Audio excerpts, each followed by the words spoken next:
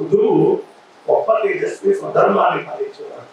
చిన్నతనం నుండే నారాయణుడి మీద విశేషమైన భక్తి. గోవర్ధన పర్వతం దగ్గరికి జితేంద్రియుడై తపస్సు చేశాడు. శంఖచక్రధారి భగవంతుడైనటువంటి విష్ణువు సంతోషించాడు. స్వయంగా దామోదరుడే ఆ రాజు దగ్గరకు వచ్చి అన్నాడు, ధర్మాన్ని పాలించేవాళ్ళు, సౌందర్యవంతులు, ఆయుధదారుల్లో శ్రేష్ఠులు, నా అనుగ్రహం వల్ల నీకు 2 కుమారులు పుడతారు. ఈ విధంగా చెప్పి ఆ దామోదరుడు ఆయన నివాసానికి వెళ్ళాడు. వేదపుత్రుడు పృథువు కూడా వేద విహిత పద్ధతుల్లో నిశ్చలమైన భక్తి కలిగి మధుసూదనుడైన విష్ణువుని ధ్యానిస్తూ రాజ్యపాలన చేశాడు. కొద్ది కాలానికి తన్వంగి స్వచ్ఛమైన చిరునవ్వు గల అంతర్ధానుని భార్య అగ్నిహోత్ర రూపుడైన శిఖండిని అభిర్దారుణుని పుత్రుడిగా పొందింది. ఆ శిఖండికి సుశీలుడైన పుత్రుడు. అతడు ధార్మికుడు, సుందరుడు, వేదాంతాల సారం తెలిసినవాడు. శాస్త్ర ప్రకారం వేదాలను అభ్యసించి ధర్మ మార్గంలో తపస్సు చేయడానికి సంకల్పించాడు. అదృష్టవశంతో ధర్మ విరుద్ధుడై సన్యాసంలో బుద్ధిని నిలిపాడు.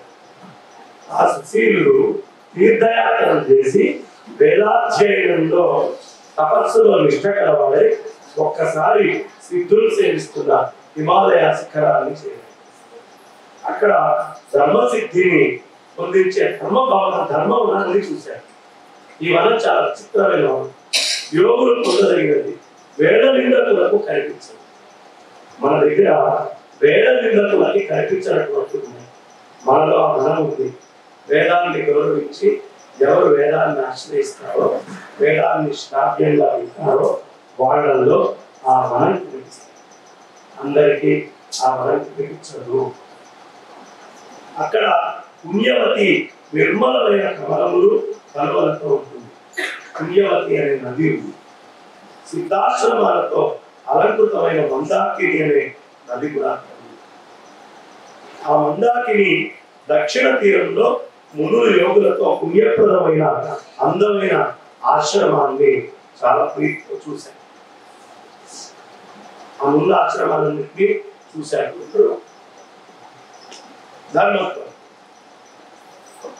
ఆయన పుత్రుడైన సుశీలుడు మందాకిని నదిలో స్నానం చేసి పితృదేవతలకి తర్పణాలు పెట్టి తామర కలువ మొదలైన పుష్పాలతో మహాదేవుణ్ణి పూజించి సూర్యమండలంలోని దేవుణ్ణి ధ్యానించి దోసిలోకి సూర్యుడి వైపు చూస్తూ పరమేశ్వరుణ్ణి స్తోత్రం చేశారు. ఇవాళ ఎవరైనా ఒక్క కలువ దొరికితే తెచ్చి పరమేశ్వరుడికి అర్పించండి. ఇవాళ కుదరదండి అంటే రేపైనా సమర్పించండి. చెప్పే దాంట్లో కలువ పరమేశ్వరుడికి వచ్చింది.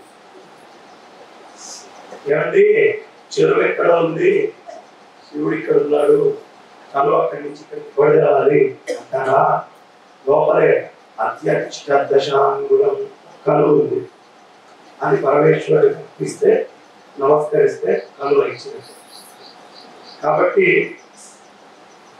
వేదాల్లోని రుద్రాధ్యాయంతో రుద్రుడి చరిత్ర పఠించడం, అనేక విధాలైన ఇతర స్తోత్రాలతో వేదంలోని శివ సంబంధ మంత్రాన్ని స్థుతించడం. ఇంతలో ఆయన దగ్గరికి వస్తున్న శ్వేతాశ్వతరుడు అనే పశుపత శ్రేష్ఠుడైన మహాముని ఆ సుశీలుడు చూచాడు.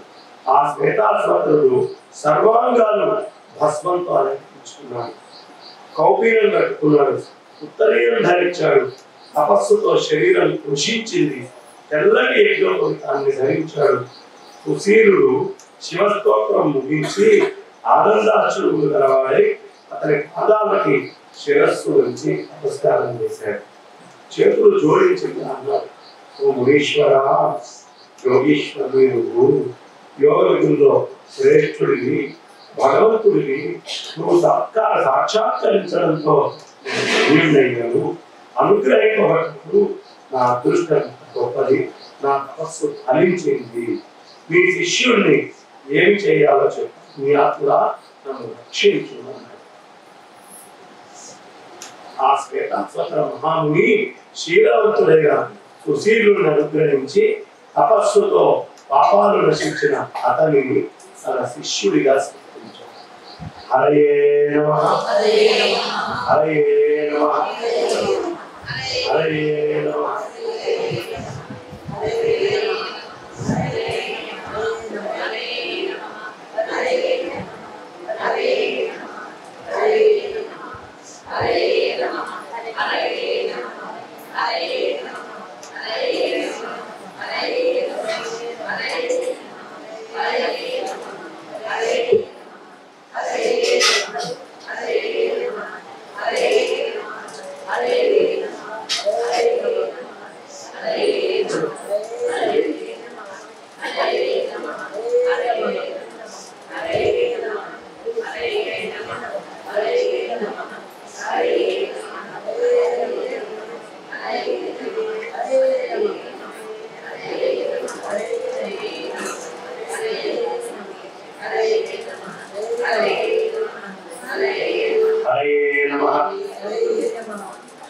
ఇక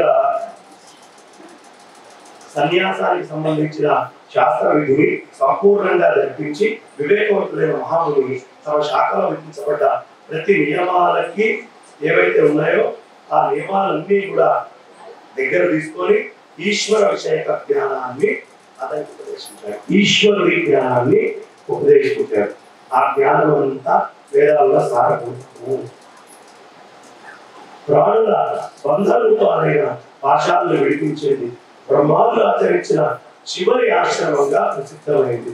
ఆ ముని ఆశ్రమంలో నివసించే బ్రాహ్మణ క్షత్రియ వైశ్యులు బ్రహ్మచర్య వ్రతాన్ని పాటించే శిష్యులను చూసి ఇట్లా అన్నారు, ఇక్కడ యోగులు నేను ప్రవర్తింపజేసిన శాఖను అధ్యయనం చేసి ఈశ్వర నిర్మితమైన విశ్వాన్ని ధ్యానిస్తూ మహాదేవుడైన శివుడిని సేవిస్తున్నాడు. ఇక్కడ మహాదేవుడైన శివుడు పార్వతీదేవితో కూడా విహరిస్తూ భక్తులై ఉండే దయాగుణంతో నివసించాడు. ఈ ప్రదేశంలో పూర్వం అన్ని లోకాల సృష్టికర్త నారాయణుడు స్వయంగా లోకక్షేమం కోరి మహాదేవుడిని పూజించాడు. ఎవరు? మహానారాయణుడు పూజించాడు. ఇక్కడ దేవతలు కూడా దేవదేవుడైన ఈశానుని ఆరాధించారు. దేవతలు రాక్షసులు కూడా గొప్ప సిద్ధి పొందినాయి. ఇక్కడే మరీచి మొదలైన మునులందరూ మహేశ్వరుని దర్శించి తమ తపోబలం వల్ల సర్వకాలీనమైన జ్ఞానాన్ని పొందారు. ఓ రాజా, అందువల్ల నువ్వు కూడా తపోయోగాలు గలవాడివై నాతో కూడా ఎల్లప్పుడూ ఉండు. దానివల్ల నువ్వు సిద్ధి పొందుతావు. ఆ బ్రాహ్మణోత్తముడు చెప్పి భగవంతుడైన శివుణ్ణి ధ్యానించి అతనికి సర్వసిద్ధులు కలగడానికి మహామంత్రాన్ని విధి విధానంగా ఉపదేశించాడు. ఆ మంత్రం సర్వ పాపాలని తగ్గించేది, వేదాల సాధూతం, మోక్షాన్ని ఇచ్చేది. అగ్ని అనేది ఆది నందు కలది, ఋషుల వల్ల ప్రవర్తింపబడేది, పుణ్యప్రదము. ఆ రాజు సుశీలుడు అతని మాటల్లో శ్రద్ధ గలవాడై సాక్షాత్తు పాశుపతుడై వేదాభ్యాసరతుడై శరీరం భస్మము అనేది రాసుకొని కందమూలాలే ఆహారంగా తీసుకుంటూ శాంతుడై ఇంద్రియాలన్నింటినీ అణిచి క్రోధాన్ని జయించి సన్యాస విధిని ఆశ్రయించాడు. కవిర్ధానుడు ఆగ్నేయి అనే భార్య ఎందు విలువిద్యలో పాలకుడైన ప్రాచీన బర్హి అనే పేరు గల కుమారుణ్ణి పొందాడు.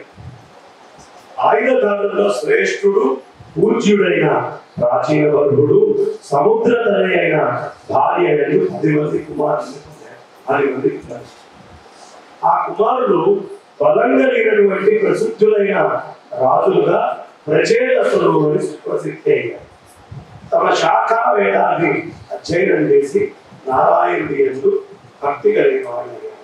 ఆ 10 మంది ప్రచేతసుల వల్ల మానిష అనే స్త్రీలు పూర్వం బ్రహ్మ కుమారుడిగా ఉన్న మహానుభావుడు దక్ష ప్రజాపతి జన్మించాడు.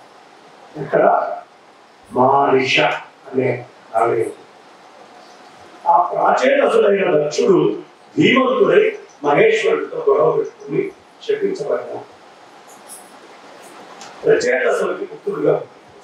మహాదేవుడైన శివుడు తన దేవి ఇంటికి వస్తున్న దక్ష ప్రజాపతిని చూసి అతనికి తగిన సత్కారాన్ని స్వయంగా జరిపాడు. అప్పుడు బ్రహ్మకుమారుడైన దక్షుడు క్రోధం ఆక్రమించగా తనకు జరిగిన సత్కారం కట్టుకలుగా లేదని భావించి తన ఇంటికి వెళ్ళాడు. అప్పుడు తన ఇంటికి వచ్చిన పుత్రిక సతీదేవిని దక్షుడు కోపంతో భర్తతో ఆమెను నిందించుతున్నాడు. నేను వచ్చినప్పుడు లేచి నిల్చోడాలి. ఈ చెవుడు అల్లుడంటే కొడుకుతో సమానము తెలుసా. మా అల్లుడు ఎప్పుడు తిట్టకూడదు, ఎప్పుడు అల్లుడు తిట్టకూడదు. అల్లుడు కూడా మామగారు. చాలా మందికి ఆడవాళ్ళ పుట్టింటిని తిట్టే సంప్రదాయం ఉంది. మేనల్లుడు మేనభావం తీసుకోవచ్చు, కానీ అల్లుడు ఎప్పుడు మామగారు. ఎందుకైనా అంటే తండ్రి యజ్ఞపూరిత వేశాడా, ఆ తర్వాత యజ్ఞపూరితలు ఎవడైనా నీ వెళ్ళలో వేస్తే మామగారు తండ్రితో సమానం. అజ్ఞానం వల్ల హాస్యంగా మాట్లాడుకోవడం లేదు, సరదాగా మాట్లాడుకోవచ్చు. పట్టాలు పట్టింపులు పంతాలు ఇట్లు ఆ స్థాయికి మామగారు పట్టుకోవాలి. తల్లిదండ్రులతో ఎట్లా పడుతుంది. ఎందుకయ్యా అంటే ఆ శరీరానికి నువ్వు ఎక్కడో పుట్టావు. కొడుకులు లేకపోతే ప్రేతత్వం చేయగలిగేటువంటి హక్కు కూడా కూతురు తెచ్చి పొందారు. ఆ హక్కుని పొందారు. ఇప్పుడు ఎలా అవమానిస్తారు, ఎలా తిడతారు. కాబట్టి ఇప్పుడు అందుకనే అమ్మవారు ఎప్పుడైనా ఆడవాళ్ళు మాట్లాడేటప్పుడు మా నాయకి పోతారు ఏమండి మీ మామగారికి అన్నాను. అప్పుడు బంధం పెరుగుతుంది. భార్య మా మామగారు మా అమ్మింటికి మా నాన్నింటికి పోతారు. అప్పుడు దూరం అయిపోతుంది. మాట చాలా ప్రధానం. జాగ్రత్తగా మాట్లాడాలి. మాటే బంధం, మాటే మాటే బంధం, మాటే ముక్తి. నిన్న దాకా బాగా గౌరవించేవాడు నిన్న రాత్రి నువ్వెవరిని గౌరవిస్తున్నావో ఆ గౌరవించేవాడు చచ్చేట్టు చిచ్చాడయ్యా నీకు, ఇదిగో ఇల్కాకు లేవు అన్న 4 మాటలు వినిపిస్తే వాడు సరదాగా అన్నా సరే ఆ మాటే ముక్తి. వాడి ప్రకృతిలో బంధం పోగొట్టు. మాట చాలా గొప్ప. ఈ మాట మీద అనేక పద్యాలు చెప్పుకుంటే ఒకటి ఆలస్యం అయింది. నా మాట బాలేదు కాబట్టి ఆ మాట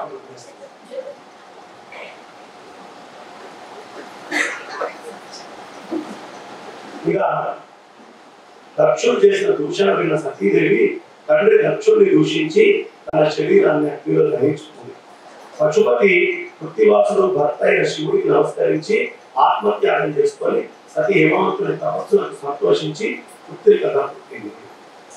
ఆశక్తుల బాధలు తొలగించే భగవంతుడు రుద్రుడు ఆమె భార్యగా గుర్తించి ఆమె మరణానికి కారకుడైన దక్షుని ఇంటికి వచ్చి అతన్ని శపించాడు. ఈ బ్రహ్మ సంబంధమైన శరీరాన్ని వదిలి క్షత్రియ వంశంలో జన్మించాడు. నీవు మూఢుడవై పుత్రిక ఎందే కుమారుడిని పుట్టింది. మూఢుడివై పుత్రుడి ఎందే కుమారుడిని పొందేదో ఇలా పలికి మహాదేవుడు శివుడు కైలాస పర్వతానికి వెళ్ళిపోతాడు. ఆ స్వయంభూడైన దక్షుడు కూడా ప్రాచేతసుడిగా జన్మించాడు. ఇదంతా స్వయంభూమను చరిత్ర దక్షుడి వరకు వివరిస్తూ దీన్ని విన్నవారి పాపాలు తొలగిపోతాయి. కూర్మ పురాణంలో 14వ అధ్యాయం. హరే నమః హరే నమః హరే నమః.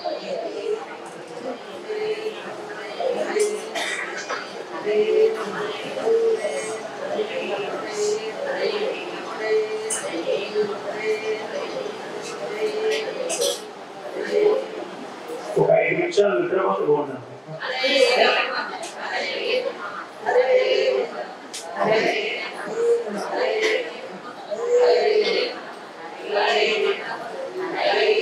నేను ముందున్న వాళ్ళతోనే కాదమ్మా పక్కన వాళ్ళతో మాట్లాడుతున్నా. నాది వాస్తవానికి ఇటు చూపు ఎక్కువ ఉంటుంది. ఇటు చూపు ఎక్కువ ఉంటుంది. ఆమె కదిలినా నాకు తెలుస్తుంది, అటువైపు కూడా తెలుస్తుంటుంది. అందరూ చూసినట్టుగా ఎక్కువ ఉంటారా, తక్కువ చూస్తారు. ఇది కెమెరా లాంటి చూపు, జనాలు ఏం చూస్తున్నారని చూస్తుంది.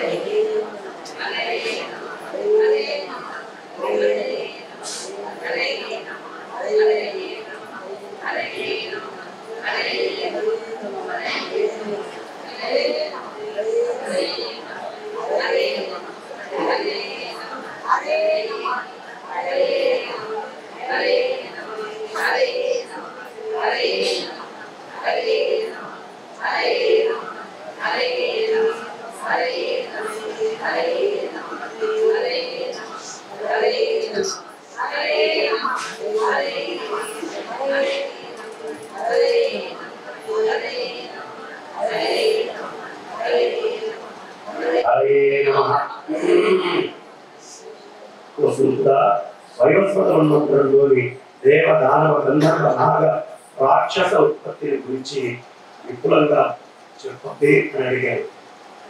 అప్పుడు ఆ ఋషులు అడిగినటువంటి మాట శివుడు శపించగా దక్షుడు ప్రాచేతసుడుగా రాజుగా పుట్టి ఏం చేశాడు? గొప్ప జ్ఞానివైన సూతుడా, మేము దాన్ని ఇప్పుడు వినబోతున్నాము. నారాయణుడు పూర్వకల్పానికి సంబంధించి 3 కాలాల సంబంధం కదా. పాపాలని నశింపజేసే ప్రజా సృష్టిని గురించి చెప్పాడు. దాన్ని విస్తారంగా శివుడు శపించాడు, దక్షుడు ప్రాచేతసుడిగా పుట్టాడు. పూర్వ విరోధంతో శంకరుని నిందించిన గంగాద్వార ప్రదేశంలో హరి యజ్ఞాన్ని చేశాడు. గంగాద్వార ప్రదేశం ఏది? హరిపుర, కాశీగా. అన్ని గంగలు మొత్తం దగ్గరికి వచ్చి హరిద్వారం దగ్గర వస్తాయి. అదే గంగాద్వారం.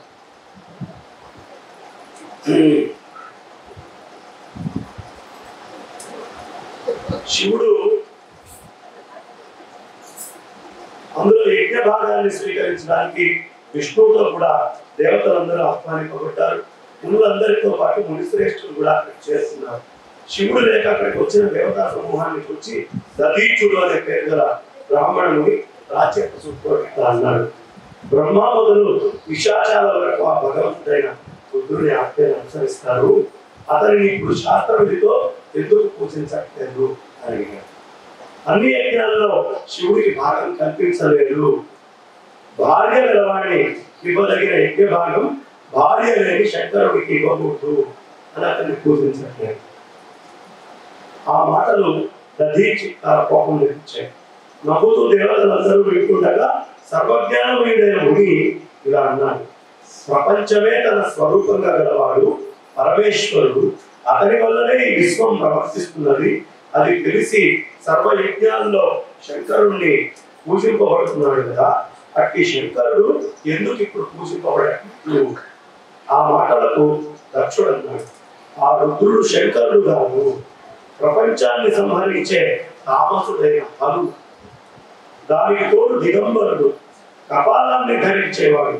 ఇతడు విశ్వాత్ముడు ఎట్లా అవుతాడు?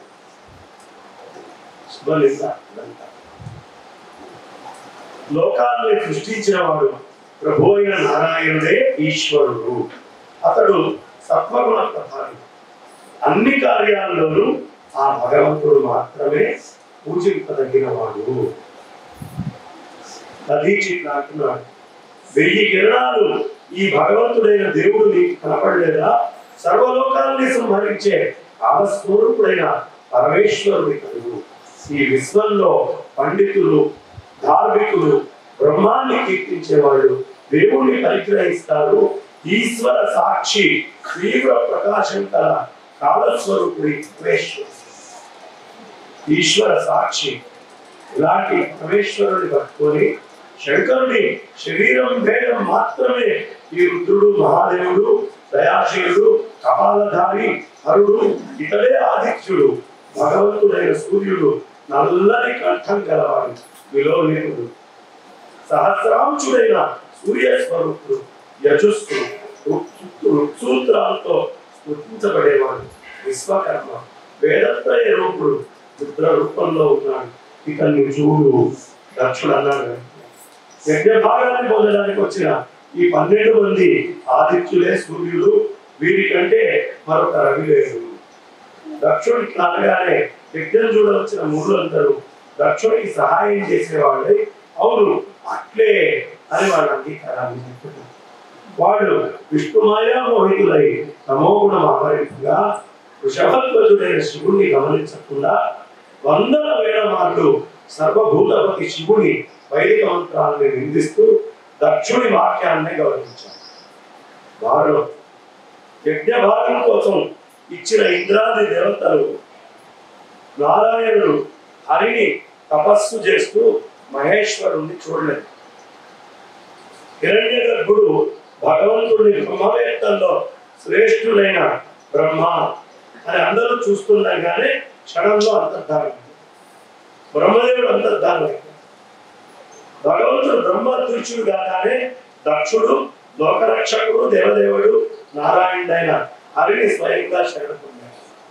తర్వాత దక్షుడు భయరహితుడై ఆ యజ్ఞాన్ని చేస్తున్నాడు. శరణాగత రక్షకుడు భగవానుడైన విష్ణువు యజ్ఞ రక్షకుడిగా ఉన్నాడు. పూజ్యుడైన దధీచుడు మళ్ళీ ఆ దక్షుడితో అక్కడ ఉన్న ఋషిగణాలని దేవతల్ని శివద్వేషుల్ని చూస్తూ అన్నాడు.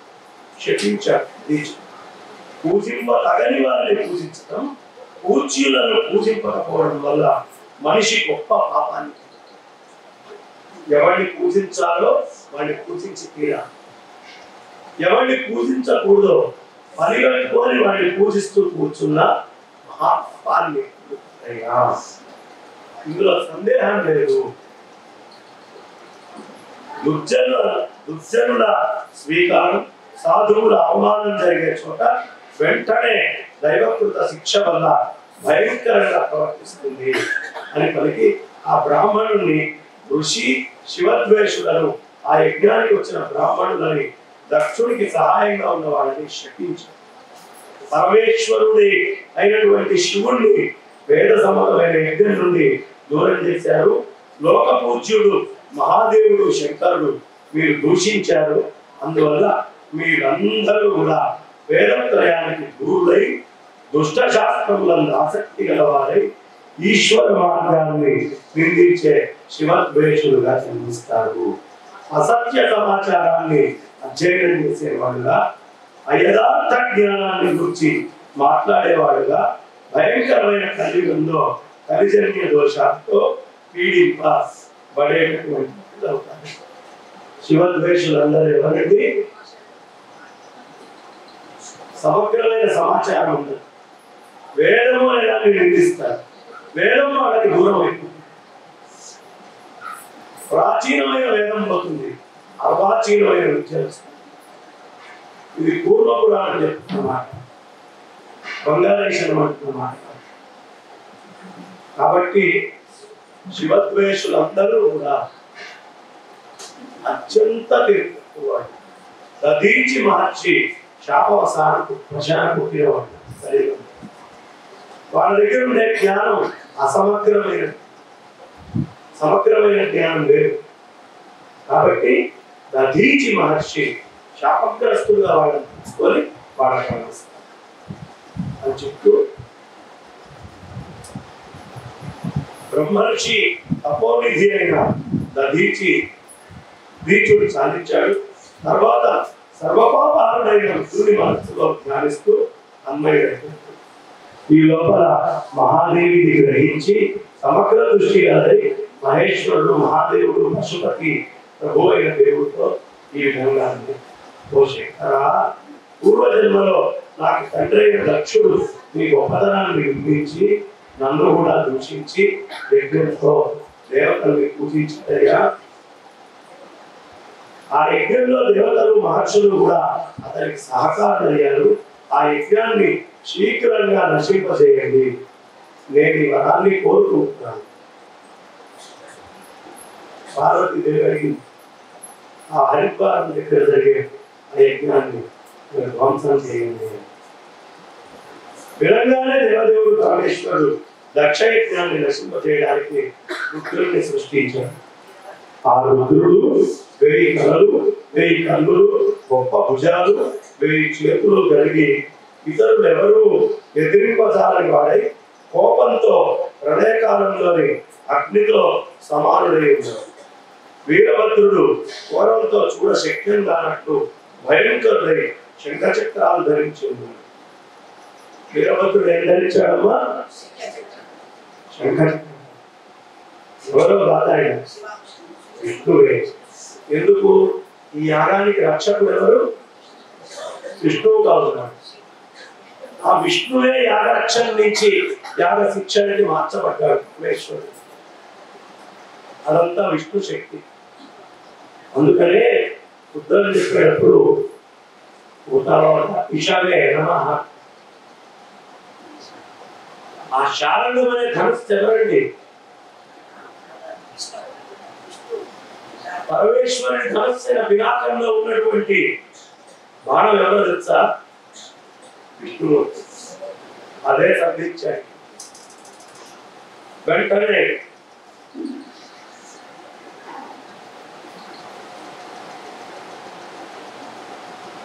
దుర్జనుల స్వీకారం, సాధువుల అనుమానం జరిగే చోట దైవకృత శిక్ష భయంకరంగా ప్రవర్తిస్తుంది.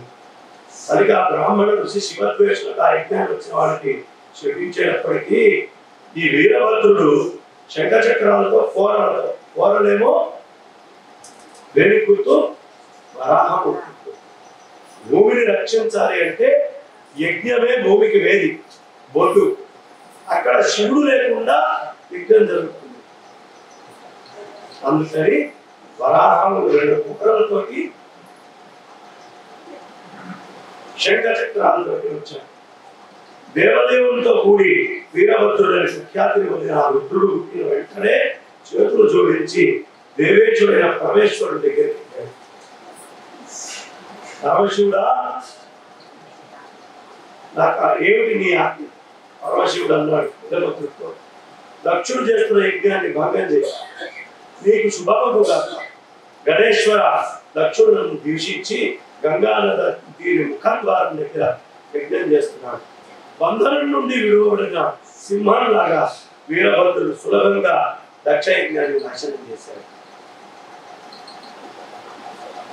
శివపత్ని ఉమ కూడా కోపంతో మహేశ్వరి అనే భద్రకాళిని సృష్టించింది.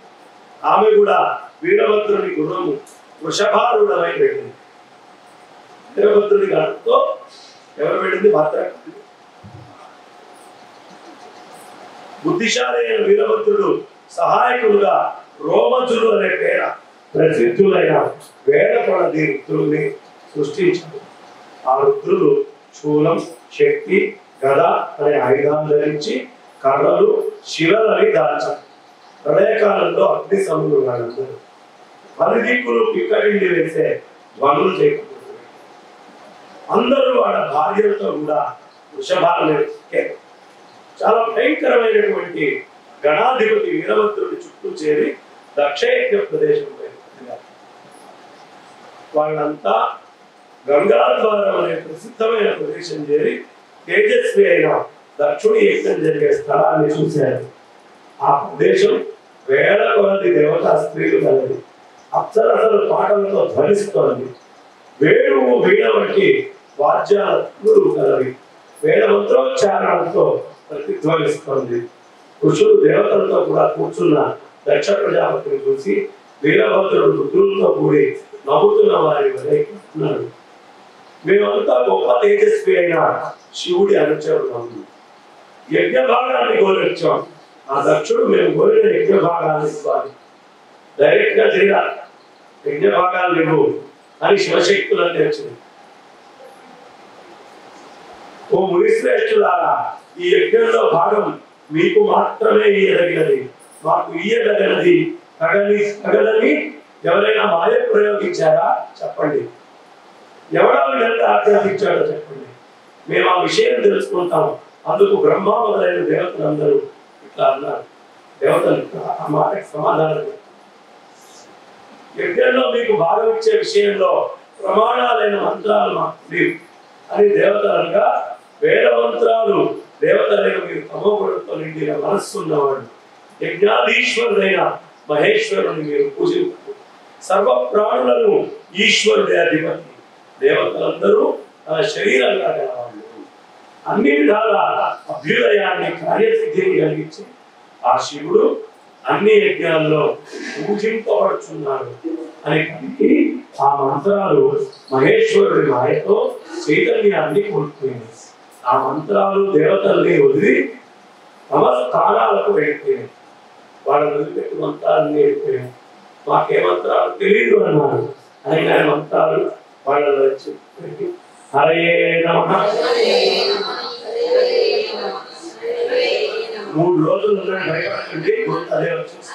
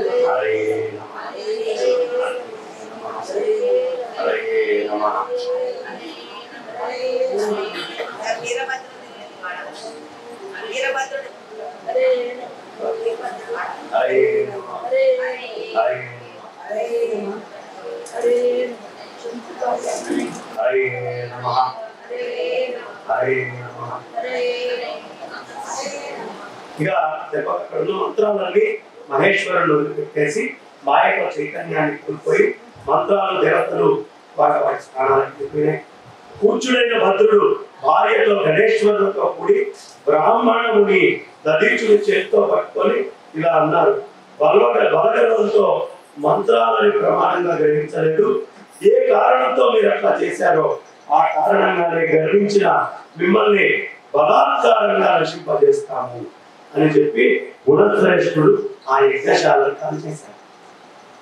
మిగిలిన గణపతులు కూడా కోపించి ఉపస్తంభాలను తిరిగి విసిరేశారు. ఉపస్తంభాలు అంటే తెలుసుగా, యజ్ఞం చేసేటప్పుడు ఆ మేకల్ని వాటిని కట్టేసే వాటిని ఉపస్తంభాలు అంటారు. ఇక ప్రస్తుత హోతలతో కూడా యజ్ఞాశ్వాన్ని వాళ్ళు వశం చేసుకున్నారు. భయంకర రూపం గలవాళ్ళని గంగా ప్రవాహంతో పడవేశారు. వీరభద్రుడు హృదయం దహించగా ఇంద్రుడు ఎత్తిన చేతిని స్తంభింపజేశాడు. ఇంద్రుడు చెయ్యెత్తాడు, దాన్ని యుద్ధానికి ఇతర దేవతలు చేతులు ఎత్తగా వాటిని కూడా కదలకుండా చేశాడు. ఆ వీరభద్రుడు తన చేతి కొసతో భగుని కన్నులు సులభంగా పెరిగివేశాడు. కూషుడి దంతాలు, కూషుడు అంటే సూర్యుల్లో ఒకడు, వాడు ఏం చేశాడయ్యా అంటే శివుడికి ఇవ్వాలి అని నవ్వించి చెప్పినప్పుడు ఈ అని పళ్ళు చూపించాడు. ఒక బుద్ధు ఉద్యోగం పళ్ళన్నీ ఊడికుండా ఉంటాయి. శివద్వేషం చేస్తే పళ్ళు ఉంటుంది. ఎప్పుడు రుద్రుని కపాటుగా ఉండబెట్టుకు చంద్రుడిని కాలి బొటనవేలుతో విలాసంగా పడగొట్టాడు. బలవంతుడైన ఆ గణాధిపతి నవ్వుతూ బెదిరించాడు. అగ్నిహోత్రుడి 2 చేతులు నరికి నాలుకను విలాసంగా పెక్కిలించి, ఓ మునీశ్వరులారా, అతడు మునులను కూడా తన కాలితో శిరస్సులపై కలిగాడు. అదేవిధంగా గరుత్మంతుడితో కూడా వస్తున్న విష్ణువుని బలవంతుడైన అతడు విష్ణు చక్రమైన సుదర్శనాన్ని స్తంభింపజేశాడు. విష్ణుమూర్తి చక్రాన్ని కూడా స్తంభింపజేశాడు. వాడి బాణాలతో బాధించాడు. గొప్ప బలవంతుడైన గరుడు ఆ వీరభద్రుడి గణాన్ని చూసి తన రెక్కలతో అకస్మాత్తుగా సముద్ర ఘోషమని ధ్వని చేశాడు. తర్వాత రుద్రుడు స్వయంగా వేల కొలది గరుడుని సృష్టి చేశాడు. గరుత్మంతుడి కన్నా అధిక బలవంతుడైన గరుత్మంతుడిని తరిగాడు. వాళ్ళని చూసి గరుడు బుద్ధిమంతుడై మహావేగంతో నారాయణుడిని వదిలి గరుడు వెళ్ళడం అద్భుతంగా తెలుస్తుంది. నారదుడు నారాయణుడు లేదు, ఎవరు లేరు. భోజనం కూడా తీసుకొని రుకుతూనే ఉంటాడు. గరుత్మంతుడు కూడా బాధపడాడు. అక్కడి నుంచి రుద్రగణాన్ని రట్టుకోలేక నారాయణుడు వదిలి గరుడు పెట్టడం అద్భుతంగా వచ్చింది. వినతాసుడు గరుడు అదృశ్యం లాగా భగవంతుడైన బ్రహ్మ వచ్చి వీరభద్రుడిని విష్ణువుని కూడా పోరాటం నుంచి నిలబెట్టేశారు. పరమేశ్వరి బ్రహ్మయందుండే గౌరవంతో అతన్ని ప్రసన్నుడిని చేస్తున్నాడు. భగవంతుడైన శంభుడు స్వయంగా అక్కడికి రాగా దేవాది దేవుడైన ఈశ్వరుణ్ణి సమస్త గణపతి అయిన పార్వతిని చూసి భగవంతుడైన బ్రహ్మదేవుడు దక్షుడు దేవతలందరూ ఈశ్వరుడి అర్ధ శరీరాన్ని గురించిన పార్వతిని విశేషంగా స్తుతించారు. దక్షుడు అనేక విధాలైన స్తోత్రాలతో దోషిలోకి నమస్కరించాడు. తర్వాత పూజ్యురాలైన దేవి నవ్వుతూ మహేశ్వరుడైన రుద్రుని ప్రసన్న మనస్కై దయానిధేయుడు వల్ల నీవే ఈ లోకానికి సృష్టిస్తులైకారువి. పూజ్యుడైన నువ్వు దక్షుడి ఇతర దేవతల్ని కూడా దయగలిచాలి కదా. భగవంతుడు జటాధారి కేవలవితుడై శివుడు నవ్వి తనకు నమస్కరిస్తున్న దేవతల్ని రాచేతసుని గురించి ఉన్నారు. దేవతలు మీరందరూ వెళ్ళండి, మీ విషయంలో నేను ప్రసన్నుడు అని యజ్ఞాల్లో సూచింపదగిన నేను విశేషంగా దూషించగలను. దక్షుడా, నీవు కూడా సర్వరక్షకమైన నా మాట విను. లౌకిక వాంఛల్ని వదిలిపెట్టి ప్రయత్నపూర్వకంగా ఆ భక్తుల ఈ కల్పం సమాప్తి కాగా నీకు నా దయ వల్ల అధిపతి అవుతావు. అంతవరకు నా ఆజ్ఞ వల్ల నీ అధికార బాధ్యతల్లో సుఖంగా ఉండు. అట్లా పనికి భగవంతుడైన రుద్రుడు భార్య అనుచరులతో కూడా అధిక తేజోవంతుడై దక్ష సదృశ్యుడైన మహాదేవుడు శివుడు అంతర్ధానంగా పద్మసంభవుడైన బ్రహ్మ దక్షుడిని ఉద్దేశించి సర్వలోకాలకి హితకరమైన మాటలు ఇలా చెప్పారు. పండితులు వేదవాదులు బ్రహ్మస్వరూపులు దర్శించే అతడు సర్వభూతాలని ఆత్మస్వరూపుడు బీజమైన వాడు. ఉత్తమ గతి కూడా దేవదేవుడైన మహేశ్వరుడు. ఆయన వేదమంత్రాలతో కొనియాడుతున్నాడు. సనాతనుడైన రుద్రుడిని హృదయపూర్వకంగా పూజించేవాడు, శ్రద్ధగల మనస్సుతో అర్చించేవాడు శ్రేష్టమైన పరమాత్మ స్థానాన్ని పొందుతాడు. అందువల్ల ఆది మధ్యాంతాలు లేని ఆ పరమేశ్వరుడు ఎవరిని తెలుసుకోవాలి? ఆది మధ్యాంతాలు లేని పరమేశ్వరుని తెలుసుకొని మనస కర్మణ వాచ ప్రయత్న పూర్వకం మనస కర్మణ వాచ 15వ అధ్యాయం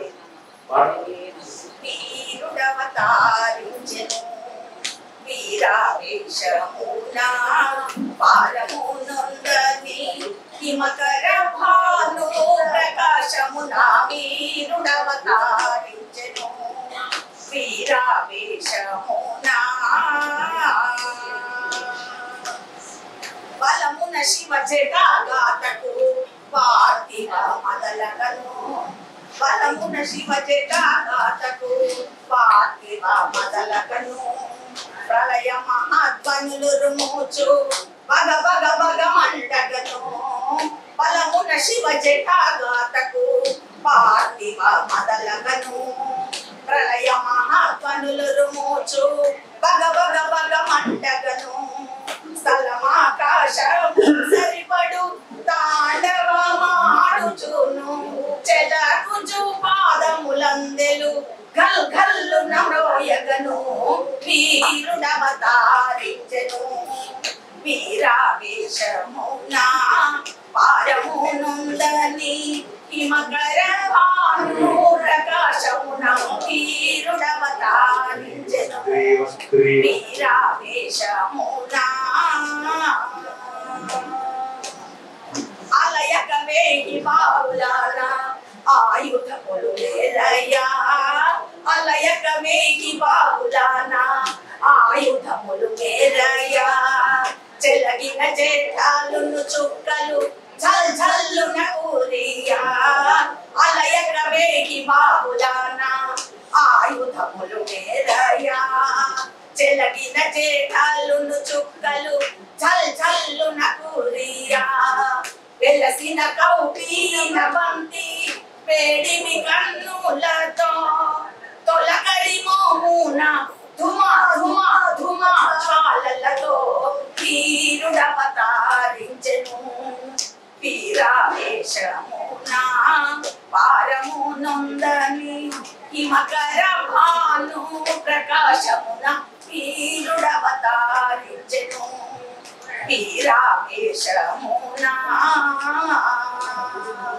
ఉల ఉల ఉల వణుకుచు తెగములు ఉలికి ఉలికి పాడగా ఉల ఉల ఉల వణుకుచు తెగములు ఉలికి ఉలికి పాడగా ఉలకిత మంత్ర పురీషుని బుద్ధికి సరిపడగా ఉల ఉల ఉల వణుకుచు తెగములు ఉలికి ఉలికి పాడగా ఉలకిత మంత్ర పురీషుని బుద్ధికి సరిపడగా వీరుడవతారించెను వీరావేశమున పారము నొందని హిమకర భాను ప్రకాశమున వీరుడవతారించెను వీరావేశమున